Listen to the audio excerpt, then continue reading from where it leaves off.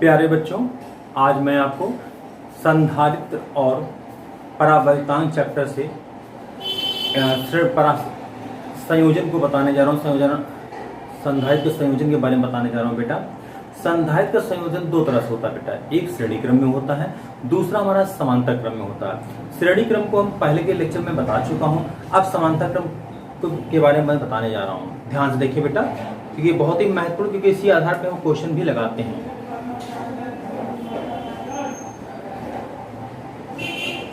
संधारित्रों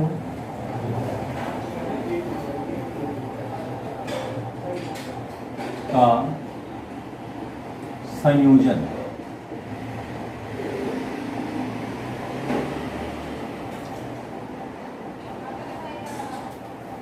ये बेटा इसको मुख्यतः दो प्रकार से करते हैं। एक हम श्रेणी क्रम होता है हमारा, और दूसरा हमारा होता है बेटा समांतर क्रम।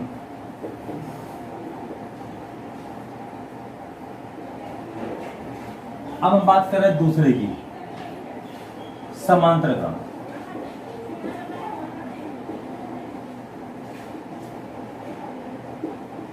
समांतर क्रम में बेटा क्या होता है, यहां पर तीन संधारित्र हम ले रहे हैं बेटा।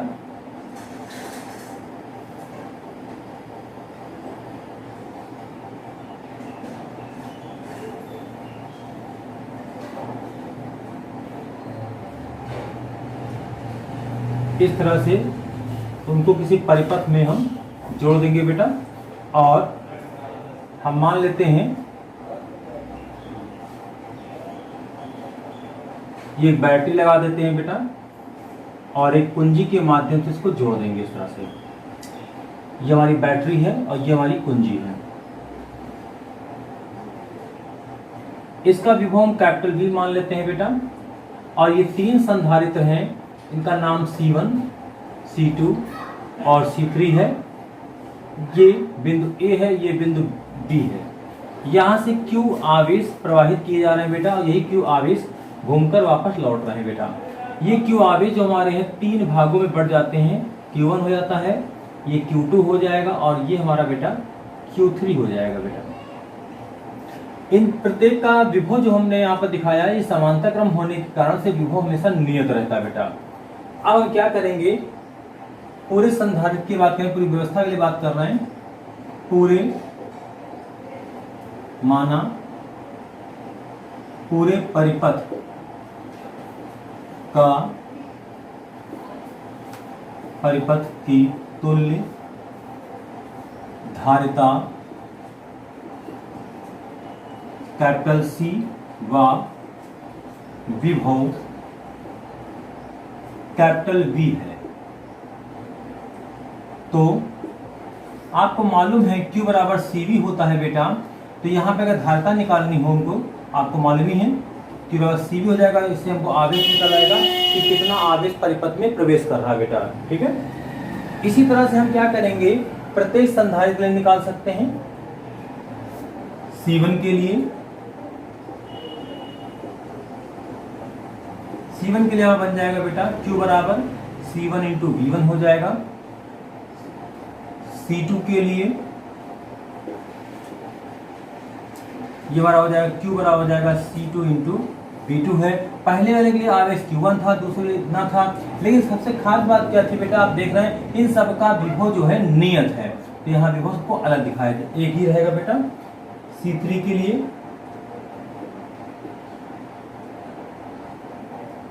तो Q3 हो जाएगा बेटा C3 इंटू V। अब आप ध्यान देखें, इस परिपथ में Q हमारा तीन भागों में बढ़ रहा है चित्र से। ये हो जाएगा बेटा Q बराबर हो जाएगा Q1 plus Q2 plus Q3। अब हमने ऊपर Q1, Q2, Q3 और Q का मान निकाला हुआ है, यहां रख देंगे।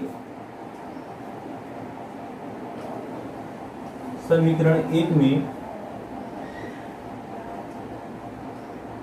Q, Q1, Q2 व Q3 का मान रखने पर क्या होगा बेटा, Q हमारा दिया है C1V CV, तो ये CV हो जाएगा बेटा, और दूसरा हो जाएगा C1V, और Q2 हमारा है C2V और ये C3V। V से हम पूरे को भाग कर देते बेटा, हमको मिल जाएगा C बराबर C1 plus C2 plus C3। अगर तीन संधारित्र किसी परिपथ में समांतर क्रम में लगाए जाए इस प्रकार से, उस अवस्था में उसका जो तुल्य धारिता होगी बेटा C बराबर C1 plus C2 plus C3 होगी बेटा। मेरे ख्याल में यहां तक कोई समस्या नहीं होगी।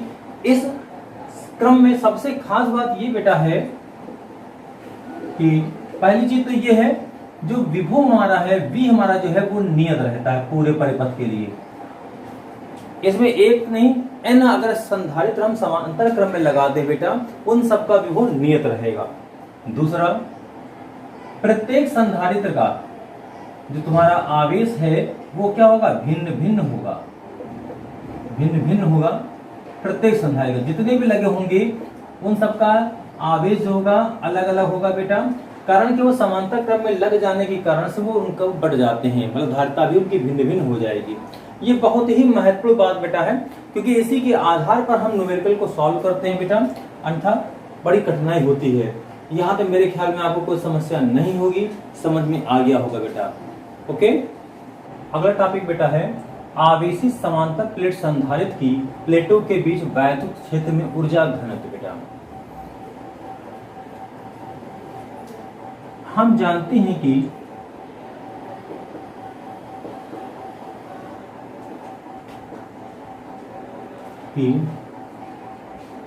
समांतर प्लेट वायु संधारित्र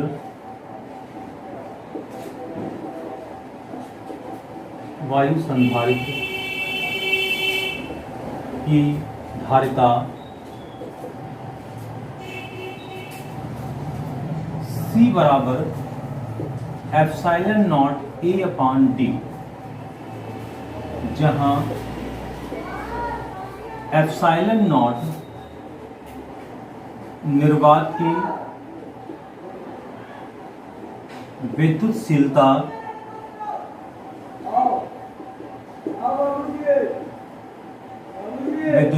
है।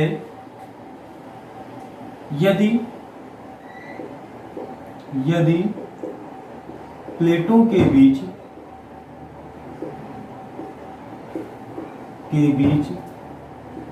आरोपित विभव कैपिटल V हो तो संचित ऊर्जा U equal to half CV square. So U equal to 1/2 C है epsilon not A upon small d into V square. हम जानते हैं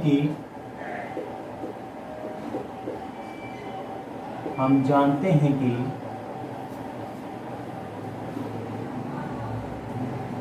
E बराबर V अपॉन D, तो V बराबर E into T।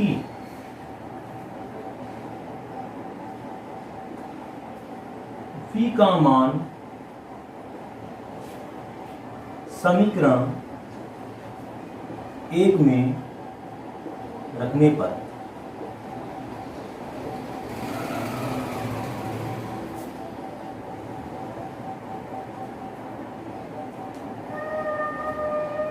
U is equal to half epsilon not A upon D, V is equal to E into D का square, U is equal to half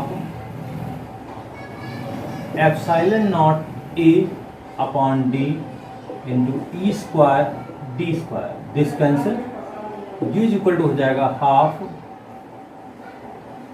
epsilon not A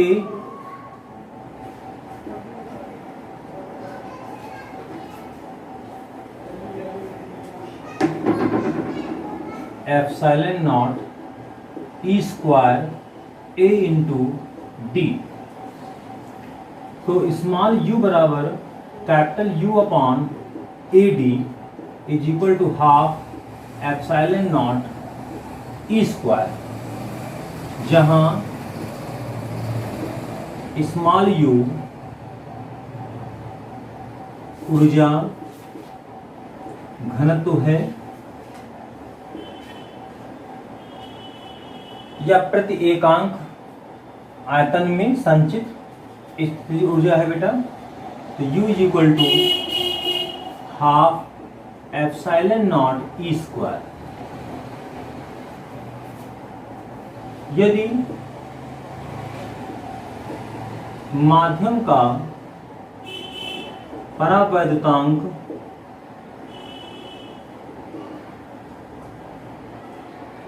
capital के हो तो small U बराबर 1/2 के epsilon not E square. तो ये बेटा ऊर्जा घनत्व का सूत्र हो जाएगा, जो कि समानांतर प्लेट संधारित्र की प्लेटों के बीच स्थित होगा बेटा। तो आपको मेरे ख्याल में समझ में आ गया होगा, किसी तरह कोई समस्या नहीं होगी। धन्यवाद।